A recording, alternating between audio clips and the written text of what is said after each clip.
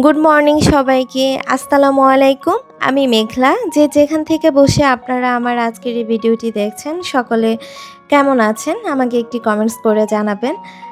এই তো সকালে সুন্দর সকাল দিয়ে ভিডিওটি স্টার্ট করেছি। সকালে ছাদে হাঁটতে এসেছিলাম, তো একটু হাঁটাহাঁটি করছি, হঠাৎ করে ওয়েট বেড়ে গেছে। আর হাঁটাহাঁটি করে এসে চিয়া সিড ভিজিয়ে রেখেছিলাম, সেটা খেয়ে নিয়েছি। এখন নাস্তা বানাতে চলে আসলাম। আমি চাটা, দুধ, চিনি, চা পাতা সব একসাথে মিক্সড করে তারপর চুলায় বসিয়ে দেই। পানিটা একটু কমিয়ে দেই, যেহেতু পাউডার দুধ ইউজ করি, তো পানিটা কমিয়ে অল্প কতক্ষণের মধ্যে কিন্তু চাটা হয়ে যায় আর খুব টেস্ট হয় এভাবে। আর আমার মনে হয় এভাবে চা বানালে আসলে সময়ও বেঁচে যায়। আর অপর পাশে ফ্রোজেন পরোটা ভেজে নিচ্ছি। আর কোরবানির পরপর দেখা গেছে মোটামুটি ঘরে কিন্তু মাংসটা থাকে, তো সেই সাথে একটু ঝামেলাটা কমই মনে হয়। তো যাই হোক, আপনাদের ভাইয়ার নাস্তাটা আগে রেডি করে দিচ্ছি। আর ঈদের পরপর মানে আমাদের সকলের বাসায় কিন্তু মেহমান আসবে এবং আমরা যাব। তো যাই হোক, সেই নিয়মেই চলছে।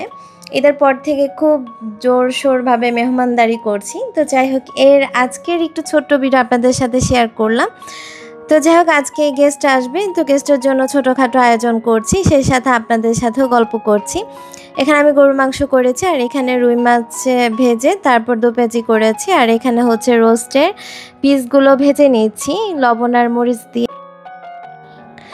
অপর পাশে আমি আদা রসুন পেস্ট, সাথে রোস্টের প্যাকেটের মশলা, সাথে সয়া সস, তারপর টমেটো, এগুলো দিয়ে মিক্সড করে নিচ্ছি। এর সাথে আমি গুঁড়ো দুধ অ্যাড করেছি। এখানে আমি টক দই ইউজ করব না, যেহেতু আমি এখানে সয়া সস ইউজ করেছি। এখন পেঁয়াজটা কষিয়ে তারপর মশলাটা দিয়ে রোস্টটা বানিয়ে ফেলেছি।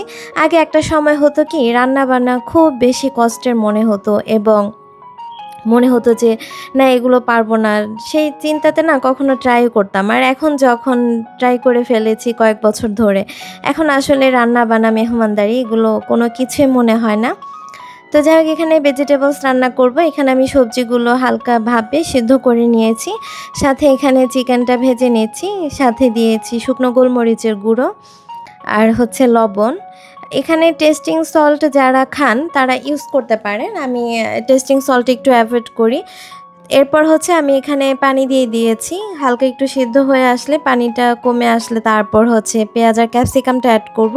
পেঁয়াজ আর ক্যাপসিকামটা একটু আগে যদি দেই তাহলে এটা গলে যাবে, তাহলে সবজিটা দেখতে সুন্দর লাগবে না।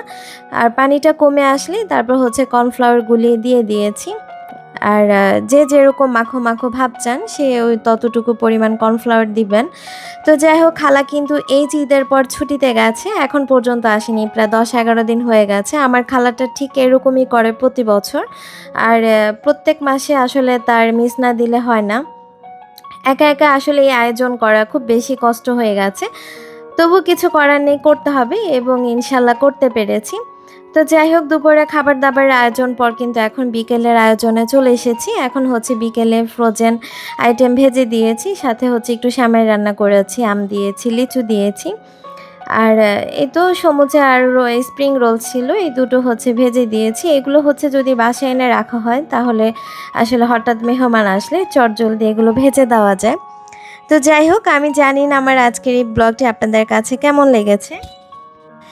আর যদি আপনাদের কাছে ভালো লেগে থাকে তাহলে আমার ভিডিওটিতে একটা লাইক দিয়ে যাবেন প্লিজ। সেটা আপনারা চাইলেই পারেন, সেটা আপনাদের হাতেই কিন্তু সম্ভব। তো যাই হোক, এখন সবাইকে বিদায় দেওয়ার পর এখন আপনাদের ভাই আর আমি একটু বেরিয়েছি, রাতের বেলা একটু ঘুরতে বেরিয়েছি। এইভাবে রাতের দিকে গাড়ি নিয়ে বের হতে আমার খুবই বেশি ভালো লাগে। আর যেহেতু ঈদের সময় ছুটির টাইম, তো ঢাকা শহরের রাস্তাঘাট কিন্তু এখনই ফাঁকা থাকে, আর এই সময়টাতে কিন্তু আসলে ড্রাইভিং করে ঘুরে বেড়াতে অনেক মজা। তো যাই হোক, আমি রাতে সুস্থ সবলভাবে বাসায় ফিরি, সেই সাথে আপনাদের কাছ থেকে বিদায় নিয়ে নিয়েছি। আল্লাহ হাফেজ, আসসালামু আলাইকুম।